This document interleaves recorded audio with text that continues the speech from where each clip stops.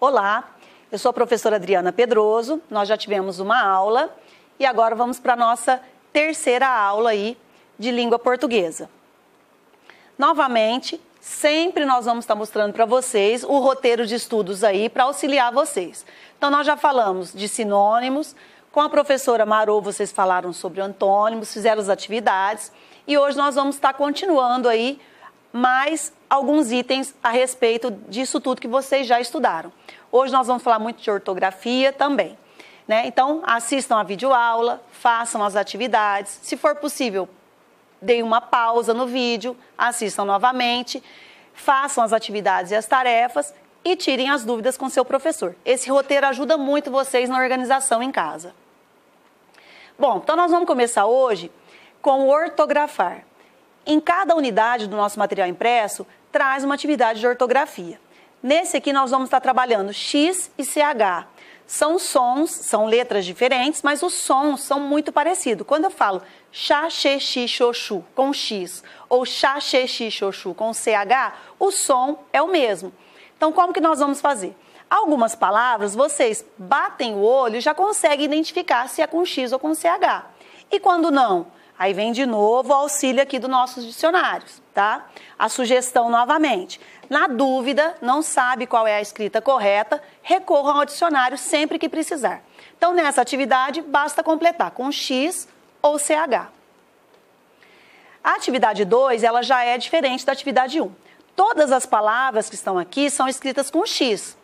Só que nós vamos fazer o seguinte, vocês vão circular apenas as palavras aqui, que o X tem o som diferente daquelas da questão 1. Como assim? Na questão 1, eu acabei de falar para vocês que o X tem o som de CH. Chá, xê, xi, xô, chu. Nesse exercício, nós só vamos circular aquelas palavras em que o X não tem som de chá, xê, xi, xô, chu. Vou dar um exemplo aqui para vocês. A primeira palavra, amei, chá, tem o som do CH, então não vamos circular. Exército. Essa palavra exército, o X tem o som de Z.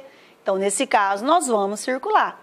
E assim você vai fazer a leitura de cada uma das palavras e vai circulando aquelas onde o X não tem o som de CH, que é o chá, xê, xi, xoxu. O X, ele pode ter o som de Z, ele pode ter o som de S, ele pode ter o som de XI. Então, vocês vão lendo e circulando aquelas que não têm o som de CH. E aí entramos numa produção de texto, como todo final de unidade, para fechar aquela unidade, nós temos uma produção de texto. Nas aulas de matemática, quando você e seus colegas estudaram a construção de gráficos, foi realizado um levantamento sobre as preferências da turma quanto ao lazer no final de semana. Lembra-se disso? Nós fizemos um levantamento com vocês em sala de aula, pegamos os dados que vocês nos passaram e transformamos em um gráfico. Só que agora nós não vamos fazer gráfico, nós estamos estudando produção de texto. Nestas aulas, vamos descobrir detalhes sobre as diversões preferidas da turma. Para isso, você e seus colegas realizarão entrevistas.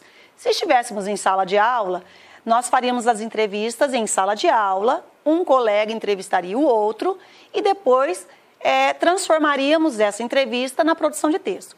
Como vocês estão fazendo aí de casa, não é possível a gente ir para a escola ainda, então vocês vão poder realizar essa entrevista com alguém da sua casa. Então você pode entrevistar, se você tiver um irmão mais velho, se você tiver um primo que fique com você aí na sua casa, ou até mesmo um adulto da casa, tá? Para você poder fazer essa entrevista, porque sem ela você não consegue fazer a produção do texto. Entrevista é um texto que se desenvolve pelo jogo de perguntas feitas pelo entrevistador e de respostas dadas pelo entrevistado. O entrevistador prepara suas perguntas antes do encontro com o entrevistado e, durante a conversa, anota as respostas e as atitudes do entrevistado. Depois escreve o texto.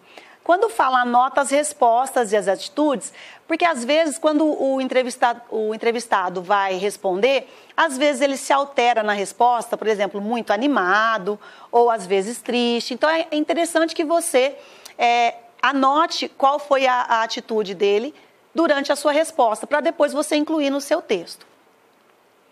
Roteiro de trabalho. Toda a produção de texto do nosso material impresso traz esse roteiro. E se nós seguirmos esse roteiro, o nosso texto será bem produtivo, será bem escrito e o leitor, quem vai fazer a leitura desse texto, vai conseguir entender com clareza. A primeira parte é a preparação oral. Para elaborar a entrevista proposta nessas aulas, você precisa saber um pouco mais sobre as características desse tipo de texto. Como a gente acabou de ver lá atrás, a entrevista é uma pessoa fazendo perguntas e a outra pessoa respondendo. Segunda parte, elaboração das perguntas. Então, você vai pensar quem você vai entrevistar aí na sua casa e você vai elaborar as perguntas antes no seu caderno. Escreva 3 perguntas que gostaria de fazer ao seu colega, no caso aí alguém da sua família, sobre as atividades que realiza para se divertir. Então aqui o tema da nossa entrevista é diversão, é lazer. Sugeriu que você faça 3 perguntas, mas eu dou uma sugestão assim, se você se sentir à vontade para perguntar mais de 3 itens, fique à vontade. Passo 2, observe se as perguntas estão formuladas de forma clara. Se preciso, reescreva-as. O que quer dizer isso de forma clara? Quando você for fazer a pergunta para o seu entrevistado, ele tem que entender o que você está querendo que ele responda. A terceira parte é a realização da entrevista. Então, você vai ter em mãos, você já escreveu no seu caderno as perguntas, e aí você vai lendo para o seu entrevistado, ele fala para você a resposta e você vai anotando aí no seu caderno. Então, você vai ter em mãos a sua entrevista. Quarta parte é a revisão do texto. Antes de passar o seu texto a limpo, verifique se. Então, sempre traz aí esse roteiro de verificação do texto. Estruturou perguntas e respostas, criou legendas para indicar as falas do entrevistador e do entrevistado, para explicar alguma coisa, algum detalhe a mais.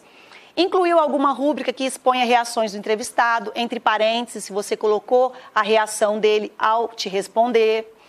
Pontuou adequadamente, a pontuação é sempre muito importante. Grafou as palavras corretamente. Grafou é escreveu, então você usou aí a ortografia correta. Em caso de dúvida, novamente recorra ao dicionário. E dê um título para a sua entrevista. E para facilitar, nós trouxemos para vocês um exemplo desse texto. Se estivéssemos em sala de aula, nós trocaríamos informações e dúvidas ali, seriam sanadas durante a aula. Como estamos aí com aulas remotas, então já trouxemos para vocês um exemplo que eu acho que facilita para vocês. Então, novamente, o que é a entrevista? Trata-se de um texto marcado pela oralidade. Oralidade é a fala. Produzido pela interação entre 2 pessoas, ou seja, o entrevistador, responsável por fazer as perguntas, e o entrevistado ou entrevistados, quando é mais de um ao mesmo tempo. Quem responde as perguntas. Aqui, a Júlia entrevistou o seu primo Marcelo sobre as preferências dele em relação aos esportes. Aqui o tema é diferente, é esporte. O nosso tema é lazer, mas é só um exemplo. Então, eu sou a Júlia e eu sou o Marcelo. A Júlia já havia elaborado todas as perguntas e aí a entrevista começou. Júlia, qual a sua idade e qual o seu esporte preferido, Marcelo? E o Marcelo respondeu, tenho 12 anos e prefiro basquete, sem dúvida, jogo quase todos os dias. E a Júlia, e o que fez você passar a gostar de basquete? E o Marcelo respondeu, bom, a maioria dos meus amigos gosta mais de futebol e eu também gosto, mas quando chegou um novo professor de educação física em minha escola e começou a ensinar as regras de vários esportes, eu me interessei muito pelo basquete e comecei a treinar com este professor. Júlia novamente, e quando seus amigos querem jogar futebol e não basquete, o que você faz? E o Marcelo respondeu, eu jogo futebol também, eu prefiro basquete, mas não deixo de ficar com meus amigos quando eles não querem a mesma coisa que eu. Às vezes fico um pouco triste com eles, mas entendo que a maioria quer o futebol e jogo também. Júlia, tem algum grande jogador de basquete que você admira? E o Marcelo respondeu bem animado. Claro que tenho. Nossa, eles eram incríveis jogando. Eu assisto aos jogos gravados deles porque não jogam mais. Que pena. O Oscar Schmidt, que é brasileiro, o Michael Jordan e o Magic Johnson, que são americanos. Um dia quero jogar como eles e ficar muito famoso. Bom, aí o que a Júlia fez? Ela pegou as respostas que o Marcelo deu para ela durante a entrevista e transformou em um texto, produzindo um texto a partir da entrevista. Criou um título, O Grande Desejo de Marcelo. E aí ela escreveu o texto. Marcelo é um menino de 12 anos que adora jogar basquete. Joga quase todos os dias. Diz que também gosta de futebol, mas não com a mesma paixão. Ele contou que começou a se interessar quando seu professor de educação física estava ensinando as regras dos esportes. Depois disso, passou a treinar com este professor. Às vezes, fica um pouco triste quando seus amigos não querem jogar basquete com ele, mas entende que a maioria gosta mais de jogar futebol e então joga também. Marcelo fala com grande entusiasmo sobre seus jogadores preferidos, que são Michael Jordan, Magic Johnson, ambos americanos, e Oscar Schmidt, que é brasileiro. Como eles não jogam mais, o menino assiste aos jogos gravados e acha as jogadas incríveis. Seu grande desejo é se tornar um jogador de basquete como eles e ficar muito famoso. Então a Júlia pegou a entrevista e transformou num texto com as respostas que o Marcelo deu para ela. Hora da tarefa, para finalizarmos a nossa aula.